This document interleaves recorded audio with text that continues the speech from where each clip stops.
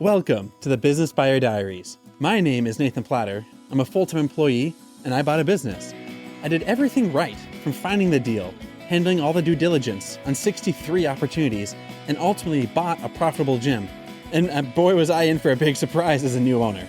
I chronicled everything in real time, including the biggest wins to the stressful nights at 2 a.m. I'm sharing my journey without sugarcoating anything, so you don't make the same mistakes that I did. Here's today's episode. All right, so I'm realizing I'm stepping into a new, better version of me. We've had a lot of adjustments at the studio, and a theme that's happened, which I've allowed, is folks to do like a goodbye post, like, "Hey, today's my last day. I'll miss you all. See ya." Is the gist of it. Sometimes it's meant very cordially and amicably and like genuinely. Been a couple times where it could be meant to like leave some trash behind while they're on their way out of the studio. And a little bit about me. I'm very like, let everyone have a voice. Everyone gets a chance to speak up. Very libertarian. Don't bother me. I won't bother you. We can both live in coexistence kind of vibes. And that works in some scenarios. And I'm seeing for a few people, out of 275 members, there've been a couple, and when I say a couple, like 5. There've been 5 people that are very, like, gross, toxic, vitriolic, disgusting humans. Whether it's a bad day, bad week, bad month, there's a few people that are absolutely atrocious that, had I seen their true colors, I don't know if I'd want them around. I don't want them rubbing off on the other 270 people.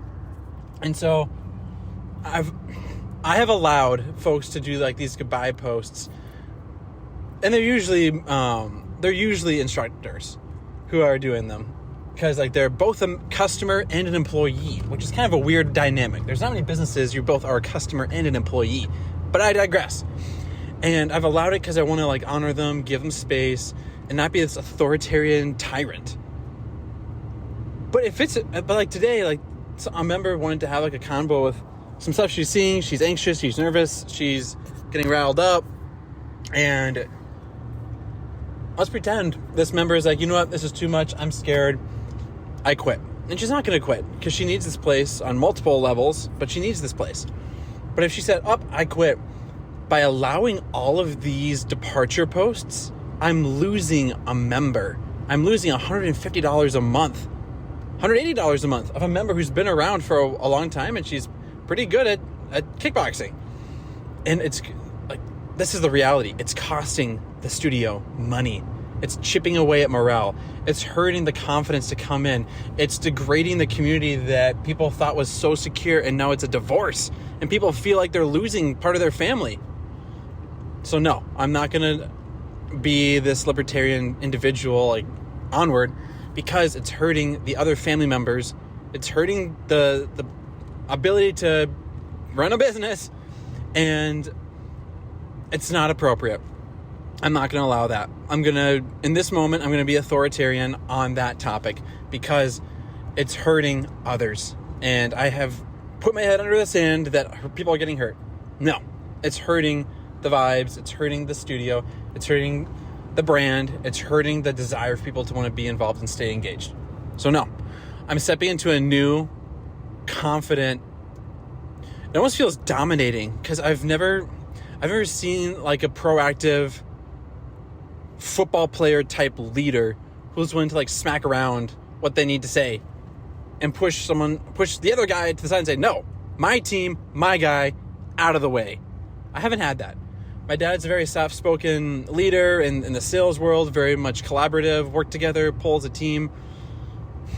At times a pushover. There are other times where he's not as much of a pushover, but he's very soft-spoken and is very much a collaborative, work together, pull as a team type of person. Dad's dad is very similar. Very much, hey, let's work together. We can work this out. Hey, let's get to the end result. We're going to hash this out. We're not going to part ways as enemies. We're going to get to a solution. And a few times in life, I've seen like Grandpa, who's not here anymore, rest his soul, be triggered and be like, stop it right now. And it's only a few key moments where that will happen. And so getting distracted by the origin story of family history, I'm used to seeing this rather soft, ooey, collaborative style of leadership. I have not seen this large, powerful, strong, unshakable man as a leader that I believe I need to be more of. Now, there's personalities, there's dispositions that are temperaments. So, I'm not going to all of a sudden pretend to be this macho 300-pound line man who's going to push people around on a football field. Of course not. That's ridiculous. But there is this side of leadership that people want to see. People don't want weakness. People need confidence, strength, determination, fortitude, a desire to win, a desire to protect, to care, to stand up, and to go to battle, and to really do it. So right now I'm driving my truck. Yeah, it's easy to be this dominant person just talking to my phone next to my face. Sure, it's not a real life example. But people need this, and I didn't realize how much they needed this. And when I tipped my toe into like being this, we're doing this, on board, this is how we're going to roll style, deep down, as of today, deep down, I don't know if people are going to get in. If I'm in the driver's seat and I'm driving the car and I say, all right, we're going to go to this event tonight. Everyone hop in, let's go. I assume no one's going to hop in. Maybe two people. If I'm driving this like big old SUV, I assume people are not going to buy into me. I assume it's going to be me. And so I need to like, hey, come on, let's go crew. Yeah. Follow me. I don't have this. Come on, we're going, get in, we're going. Commanding presence. This is new for me. And when I've tipped my toe in the water over the past week with the business, I'm seeing people actually like respond to it. And that surprises me. And I don't know why it's surprising, but there's this other side of me that needs to step up and rise up. And right now I'm psyching myself up because it's a good powwow session. But no, I cannot be a leader while I'm a pushover. It's better for me to lead and lose than to be coaxing and timid and win. It doesn't always work. You got to read the room, read the audience, but in general, people want a confident leader that they're stand behind. Last side comment, and then we'll proceed on. When people vote, like let's just say you're in America, you're going to go vote. What's the election you think of? County government, dog catcher, state representative? You think of president. You think of the one powerful commander-in-chief. You don't think about the delegates, the collaboration, the bills, the local representatives, the state. I mean, maybe you should. You probably should. But people vote for ethics. They vote for truth.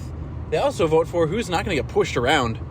There's bad guys out there. There are people that want to see you suffer. It's not a majority, it's a minority, but there are people out there like that. If it's two weaklings that are running, people are sad. They get anxious. They isolate. They withdraw. They don't plug into their strengths. And that's a terrible prospect of a future. There needs to be leaders willing to stand up, get shot at, get smacked around, to take the punches, to get back up. People don't mind if you're a leader and you get knocked down. They don't care. They mind that you stood up. They mind that you put your neck on the line and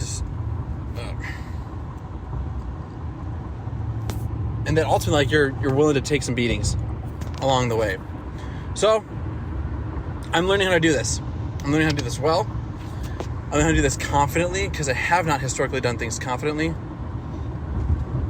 And sorry, I'm looking down at my phone and I'm realizing I need to call my friend, figure out where we're meeting up. So anyhow, I'm changing who I am.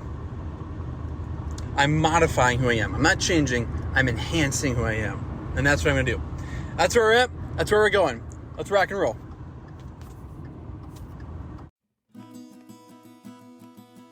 This has been another episode of the Business Buyer Diaries. Subscribe so you don't miss the next episode. I hope you're realizing that business ownership is no cakewalk. Check the podcast notes for a link to the DIY due diligence program the complete list of show sponsors, and for media inquiries. Music written and composed by Wes Schrock. I'm your host, Nathan Platter. Join me again on the next one.